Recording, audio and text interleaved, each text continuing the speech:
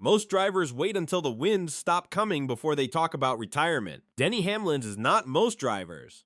He just won at Michigan International Speedway by 11 seconds, and in the same breath told the world he's planning to walk away after 2027. Meanwhile, NASCAR was busy handing out suspensions, stripping pit crews, and issuing an indefinite ban that nobody saw coming. This week in NASCAR had everything. Let's start with Denny Hamlin. Through the first 14 races of the 2026 season, Hamlin has been nothing short of extraordinary. He won at Las Vegas. He won at Nashville. He took the All-Star race. 3 wins already on the board, and the season is not even halfway done. He leads the entire Cup Series in laps, led by a significant margin. He sits second in the championship standings, just 51 points behind Tyler Reddick. And on Sunday at Michigan International Speedway, he crossed the finish line 11.11 seconds ahead of the field, the largest margin of victory in his entire career. Joe Gibbs, the owner of Hamlin's No. 11 Toyota, stood in victory lane and said, "This might be the most exceptional thing he's done."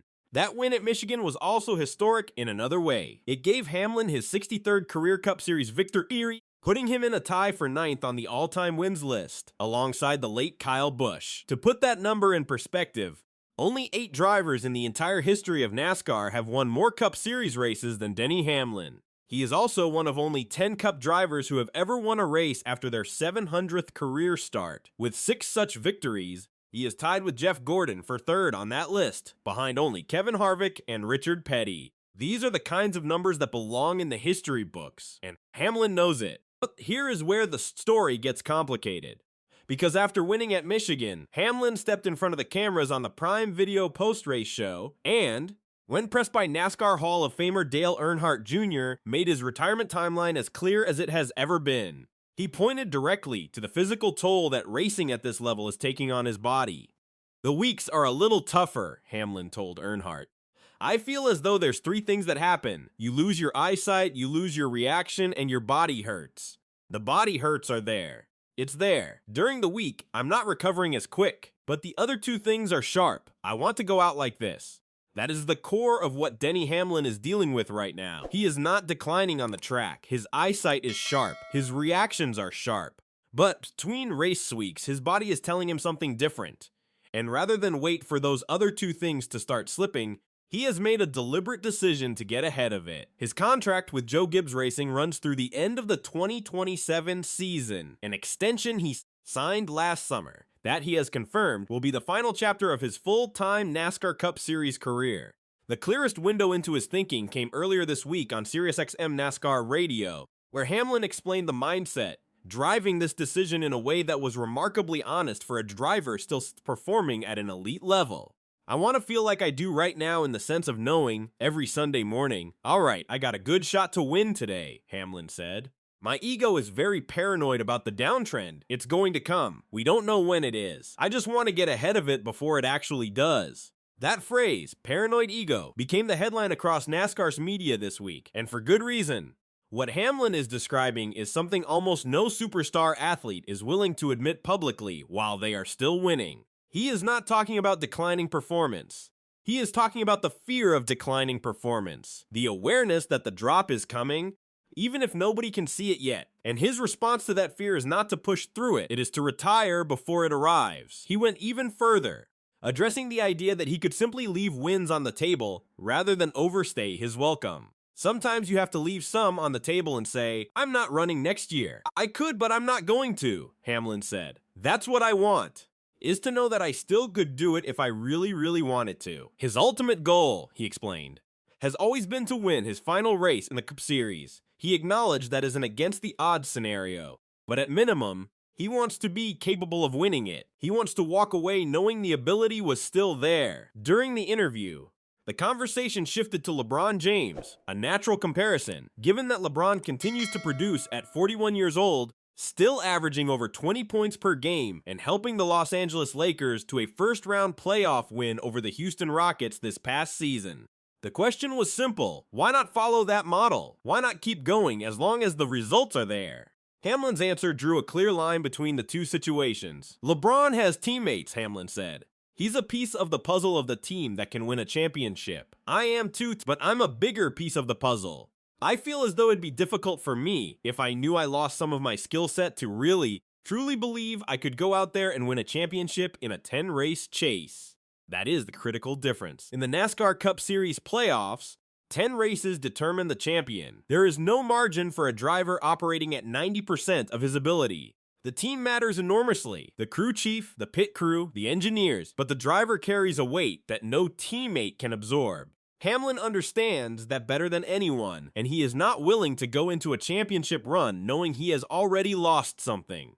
He also made a statement in his post-race press conference at Michigan that stopped a lot of people cold. When asked about his place in the record books, Hamlin acknowledged that 8th place on the all-time wins list, Dale Earnhardt's 76 victories, is simply out of reach. I ain't getting to 8th, so what am I doing, he said. Nobody cares. You'll be forgotten within 6 months of when you're not here. That kind of self-awareness, from a driver who just won by 11 seconds and is tied 9th all-time, is rare.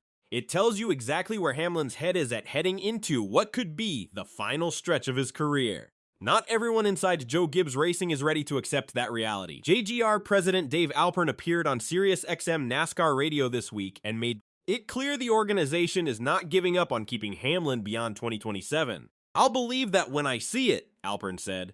When asked about Hamlin's retirement plan, he may have to fight us to leave. If he's racing like this, there'll be some conversations. Alpern added that the organization would likely reassess around this same time next year. If Hamlin is still running at this level in June 2027, the conversation will happen again. But as of right now, Hamlin's answer remains the same. Check back in 6 months. What comes next for the no? 11 Toyota may already have an answer. In his post-race interview on Prime Video, Hamlin pointed directly to Brent Crews as the driver most likely to take over the seat. Crews is 18 years old from Hickory, North Carolina, and is currently competing as a rookie in the NASCAR O'Reilly Auto Parts Series for JGR. His 2026 numbers have been strong. Top 5 finishes in 12 O'Reilly races, 4 top 10s in 11 Truck Series starts, and 6 wins in the ARCA Menard Series. The timeline fits cleanly. Crews could spend the 2027 season completing his development in the O'Reilly Series, then step into the Cup Series in 2028 when Hamlin walks away. I don't want to leave them in flux, Hamlin said. They've got a great driver in Brent Crews that's gonna be ready more than likely by the end of next year. Now to the second story out of Nashville, and this one hit the garage in a completely different way. NASCAR's weekly penalty report following the Nashville Superspeedway race weekend included disciplinary action against the No. 99 ThorSport Racing team in the NASCAR Craftsman Truck Series. During the Allegiance 200, a wheel separated from Ben Rhodes' No. 99 Ford during the final stage. Under NASCAR's current rules, a wheel separating from a vehicle during competition as a result of improper installation is an automatic safety violation cited under sections 8.8.10.4a and 10.525d of the NASCAR rulebook. Rhodes finished 28th. As a result, Jackman, Evan Clay, and rear tire changer Pedro Martinez have been suspended from the next 2 NASCAR Craftsman Series championship points events, Michigan International Speedway and the race at San Diego Naval Base on June 19. ThorSport has confirmed replacements. Jabari Carney will serve as Jackman at Michigan, with Matt Carinage stepping in as rear tire changer. The timing of these suspensions creates a real problem for the number 99 team. Ben Rhodes currently sits 7th in Truck Series points, just 52 markers ahead of the Chase Cutline. He has put together a strong 2026 season, 4 top 5 finishes in 11 races, including a P4 at Charlotte the week before Nashville. Rhodes is a 2-time Truck Series champion, winning the title in 2021 and 2023, and has 7 career wins in the series. He is a genuine playoff contender. Losing 2 experienced pit crew members at this stage of the season, with the cut line this close, is not a minor inconvenience. It is a genuine threat to the team's postseason position. Pit road execution in today's NASCAR environment directly impacts track position. Track position impacts stage points. Stage points impact playoff eligibility. The chain of consequences from 2 suspensions runs deeper than it might appear on the surface. The penalty report did not stop there. NASCAR also announced an indefinite suspension for Quinta Funderburk, cited under sections 4.1 and 10. 1A of the NASCAR rulebook, the behavioral provisions. NASCAR did not release extensive public details regarding the nature of the suspension. What is known is that Funderburk's social media activity showed him working as a jackman for Freedom Racing Enterprises on the No. 76 truck in recent Truck Series events. Indefinite suspensions under the behavioral category are rare in NASCAR. They draw attention across the entire garage because they go beyond standard competition infractions and signal something more serious. The lack of public detail only adds to the weight of the announcement. NASCAR has been consistent and aggressive in enforcing loose wheel penalties in recent years, and this case at Nashville was no exception. Wheels separating from vehicles at racing speeds represent one of the most serious safety risks in the sport, to drivers, to crews, and to anyone in the vicinity of the track. The sanctioning body has made clear repeatedly that this category of violation will be treated with maximum seriousness regardless of the circumstances around it. When you step back and look at both stories together, what you see is a sport navigating a fascinating moment. On one side, Denny Hamlin, 63 career wins, tied 9th all-time, performing at the highest level of his career at 45 years old, is already thinking past the finish line. His paranoid ego, as he calls it, is pushing him toward the exit while everyone around him is telling him to stay. On the other side, NASCAR is enforcing its rulebook without hesitation, handing down suspensions and indefinite bans to remind every team in every garage that accountability is non-negotiable at every level of the sport. I'm just trying to be a little proactive and stay ahead of the curve before I know the curve is coming, Hamlin said. That one sentence might be the most honest thing a superstar athlete has said about retirement in years. And right now, with Michigan in the rearview mirror and 2027 on the horizon, the entire sport is watching to see whether Denny Hamlin actually follows through, or whether Joe Gibbs Racing convinces him there is still more left to give.